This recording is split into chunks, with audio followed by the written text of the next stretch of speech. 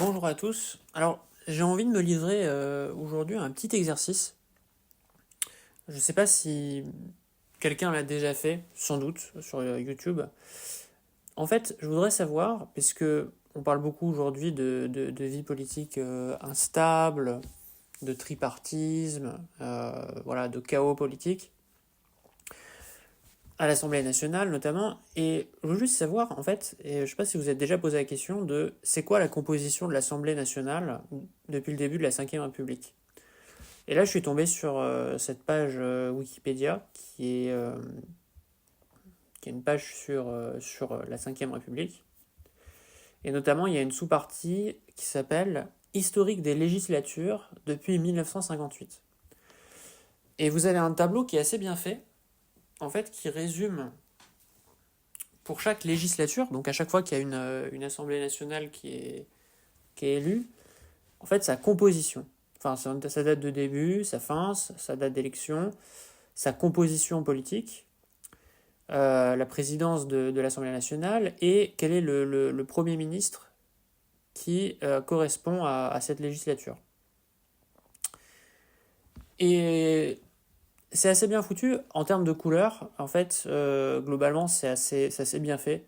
Ce qui est bleu en général correspond à à la droite et ce qui est rouge, rouge-rose correspond à ce qui est à la gauche. Et ce qui est gris, alors on verra, parfois c'est un petit peu intéressant, le diable est dans les détails. C'est pas toujours très clair. Alors par exemple, on peut prendre donc la première législature de 1958. Si on regarde juste, en général c'est les non-inscrits. Et en fait, il faut aller regarder un peu plus dans le détail qui c'est en fait les non-inscrits. Et donc en fait ici,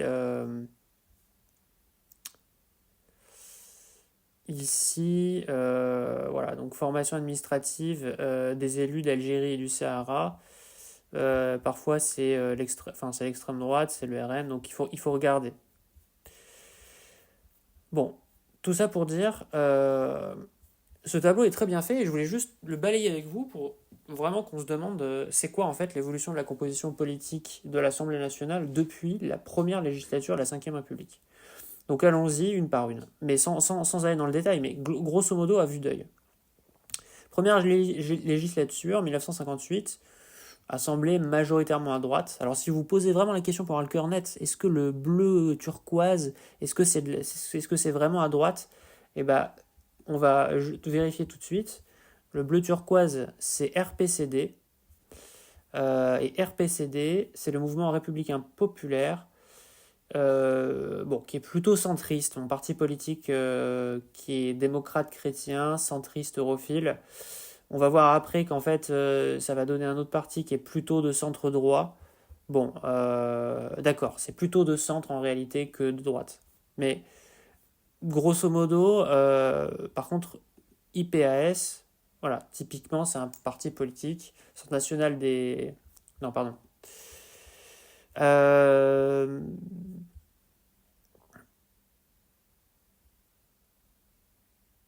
Non, mais c'est ça, pardon. Je sais pas pourquoi IPAS, ça renvoie au CNIP. Il y a peut-être une raison, mais en tout cas, c'est un parti de droite, hein. Centre national des indépendants et paysans, c'est un parti politique français classé à droite. Donc vous voyez que les couleurs correspondent bien. Donc là, on a une assemblée qui est majoritairement à droite, globalement.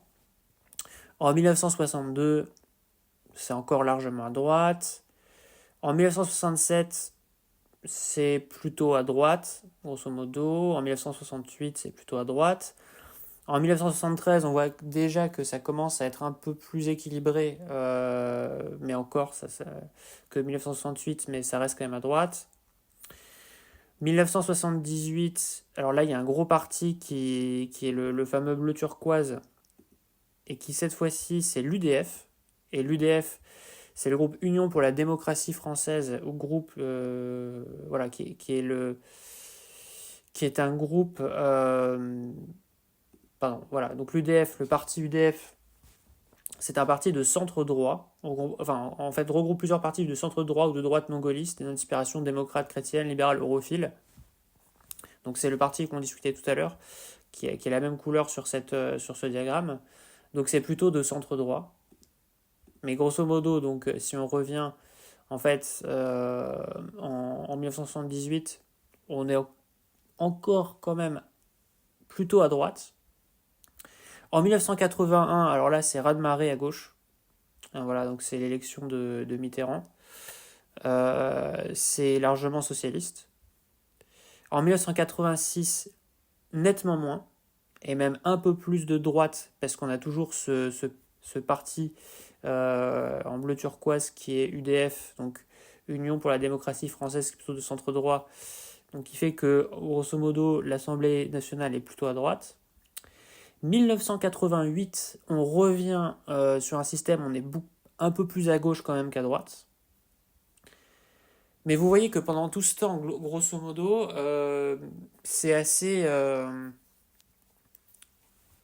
on va dire qu'il y a une certaine homogénéité d'un côté ou de l'autre. On est souvent plutôt à droite ou plutôt à gauche, avec ce fameux parti europhile centriste plutôt de centre droit, mais qui est quand même classé plutôt au centre droit. Vous avez ensuite en 1993, là pour le coup, un raz-de-marée inverse à droite, avec toujours, on le vérifie, mais l'UDF. Ensuite, 1997, on repasse plutôt à gauche. En 2002, on est à droite. En 2007, plutôt à droite. Avec là la disparition en fait du groupe de centre droit. Hein. Donc là, on est vraiment plutôt dans une logique droite-gauche. 2012, François Hollande, Parti socialiste prend l'avantage, plutôt à gauche. Et là, 2017, qu'est-ce qui se passe? On a une nouvelle. Non mais c'est graphiquement c'est intéressant. On a une nouvelle couleur qui apparaît, qui est ni le droit ni le bleu, la droite avec ses nuances de bleu ou la gauche avec ses nuances de rouge ou de rose. On a une nouvelle couleur qui apparaît, qui est le jaune, qui correspond à l'arrivée du en même temps d'Emmanuel Macron. Alors, est-ce que le en même temps d'Emmanuel Macron se rapproche plutôt du bleu turquoise de l'UDF, du centre droit, europhile, etc. Je ne suis pas analyste politique. C'est pas l'objet de cette vidéo. Mais, force est de constater que, ici, les gens qui ont fait ce diagramme ont trouvé notre couleur. Et c'est pas forcément inintéressant. En tout cas, on a l'arrivée vraiment en 2017. Voilà, c'est l'arrivée d'Emmanuel Macron qui, voilà, ni de droite ni de gauche, bon, on laissera les uns et les autres juger, et qui, on le voit, vraiment écrase les autres. Alors là, ça commence à devenir intéressant de regarder qui sont la dernière ligne là, les gris clairs. Et en fait, les gris clairs, donc c'est toujours... Donc ici, ils sont classés en non inscrits. Mais quand on regarde dans le détail, en fait, c'est ces gens-là. Et vous avez notamment 8 sièges qui sont du Rassemblement national. Alors à noter que le Rassemblement national, ils ont quand même commencé à apparaître avant, puisque même en 2012, par exemple, alors je ne vais pas regarder toutes les années, mais en 2012, vous voyez, Front National a 2 députés et l'extrême droite, un député. Donc, vous voyez que là, 2017, changement de paradigme, on arrive avec une nouvelle coloration politique. On arrive avec le parti qui s'appelle La République En Marche. C'était ça le nom d'origine d'Emmanuel Macron. Et il a initialement... combien est-ce qu'il a ? Il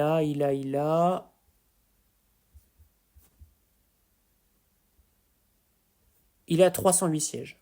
Donc il a la majorité. Alors on voit que la droite et la gauche ne sont pas complètement éclipsées, hein, mais en tout cas, il crée une majorité à partir d'un parti qui n'existait pas. Donc intéressant. Et là, en 2022, on voit que ça commence à diminuer, on voit que ça commence à s'affaiblir un petit peu. Le en même temps-tisme qui avait convaincu en 2017, qui avait séduit en 2017, commence à retomber, voilà, la hype commence à retomber. Et vous voyez que les partis traditionnels, alors c'est intéressant ce qui se passe parce que la gauche, on voit que, en fait, il y a l'annonce de ce qui se passe après. En fait, le parti d'Emmanuel Macron commence à diminuer en nombre de sièges.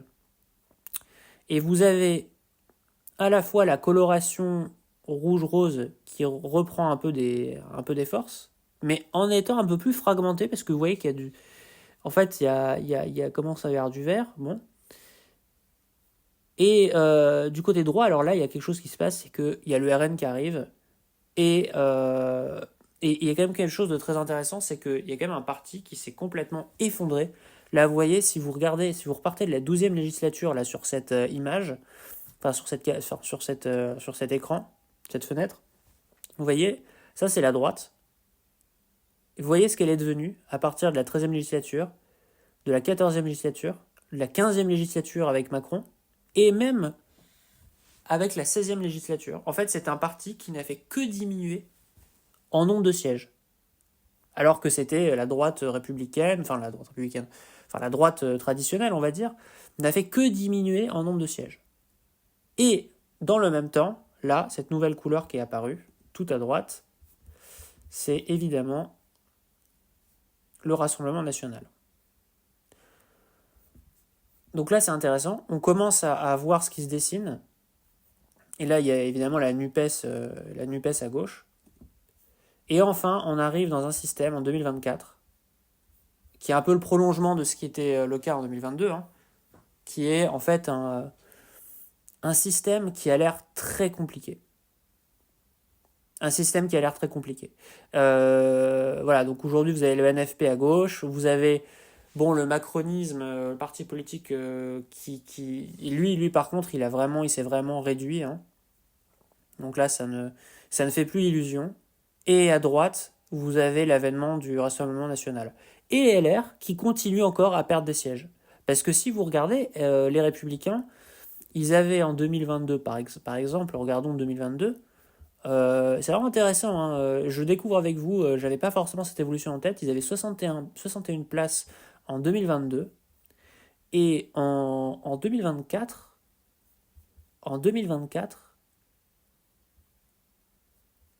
où est-ce qu'ils sont? Ouais, droite républicaine, ils en ont 47. Donc, ils ont encore diminué. Donc, et là, on arrive dans un système où c'est très compliqué. C'est vraiment, hein, si on repart depuis le début, vous voyez que toujours le long de la composition au cours des différentes législatures, on avait un peu un bras de fer entre la droite et la gauche, une sorte d'oscillation avec l'un et l'autre qui gagnent au fil des législatures. Et puis avec Emmanuel Macron, ça a complètement changé parce qu'il est arrivé avec un parti qui n'existait pas, il est apparu, et ensuite il s'est réduit, et en fait il y a eu une fragmentation politique avec effectivement une sorte de tripartisme, avec d'une part effectivement ce qui reste de Emmanuel Macron et des apparentés, une sorte de centre, une gauche quand même plurielle, même si le NFP on peut dire que c'est tout ça, mais c'est quand même une gauche plurielle avec la LFI, les écologistes et les socialistes qui sont pas forcément complètement alignés, et même les communistes aussi. Et puis une droite une droite traditionnelle qui s'est complètement effondrée en termes de nombre de places, hein, bien sûr, et une extrême droite, un parti de Rassemblement national qui a progressivement augmenté depuis 2012, par exemple. Voilà. Donc c'est quand même vrai qu'on est en train de vivre quelque chose qui... Enfin, vraiment, je voulais faire un petit peu cet exercice avec vous, de regarder comment l'Assemblée nationale a évolué juste en regardant ce tableau sur Wikipédia. Et en fait, c'est clair qu'on est en train de vivre quelque chose d'assez nouveau en termes de composition de l'Assemblée. C'est vraiment très nouveau. Est-ce que c'est le reflet de ce que Jérôme Fourquet appelle l'archipélisation de la société? C'est-à-dire que l'archipélisation de la société, c'est l'archipélisation des communautés, des idéologies. Et finalement, est-ce que cette archipélisation, elle se trouve également dans la composition politique de l'Assemblée nationale, un peu avec chaque parti, une sorte de fragmentation politique? Peut-être, mais en tout cas, c'est vrai que ça va être très compliqué. Et la question, c'est est-ce qu'on va rebasculer dans un système qui était quand même assez plus lisible idéologiquement entre droite et gauche. Est-ce qu'on va rebasculer là-dedans ou est-ce qu'on va rester de manière pérenne dans un système tripartite, tripartite avec un centre, une gauche qui quand même prend aussi des forces à l'extrême gauche et une droite qui commence, dont le cœur, en fait, le cœur, ce qui est clair, c'est que le cœur de la droite ici dans cette composition c'est le RN, donc voilà, donc je trouvais ça assez intéressant.